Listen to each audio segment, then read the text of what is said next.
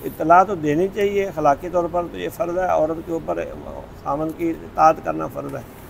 अगर उसको ये पता है खामन को कि मेरी बीवी गलत रास्ते पर नहीं जाएगी, फितनेबाज नहीं है, और बीवी को भी पता है कि मेरा खामन नाराज़ नहीं होगा अगर मैं फ़लाँ घर में जाऊँ, चचा के घर, मामू के घर, खाला के घर या अपने वालिदैन के घर, तो फिर तो रास्ता निकल आएगा।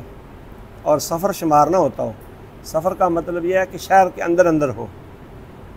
और अगर बीवी को पता हो कि मेरा खामन मुझे माफ़ नहीं करेगा, मैं उसकी इजाज़त के बगैर बाहर कदम भी उठाऊँ, चाहे शहर के अंदर रहूँ या बाहर जाऊँ, तो फिर कतअन गुंजाइश नहीं 1% भी।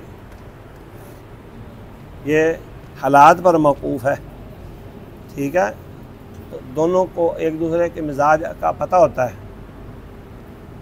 इस भाई ने कभी पूछा नहीं अपनी बीवी को, क्योंकि इसको 100% यकीन है अपनी बीवी पर कि वो कोई गैर अखलाकी हरकत भी नहीं करेगी, जाएगी तो ज़रूरत के तहत जाएगी और खैर की खबर लाएगी। और इसको पता है मेरी बेगम अगर गई तो फितना डाल के आएगी और कोई ना कोई नई शर और फितना सर अंजाम देगी। तो वो हिकमत के तहत कहता है आपने मेरी इजाज़त के बगैर जाना नहीं। अगर वो जाएगी तो गुनहगार है।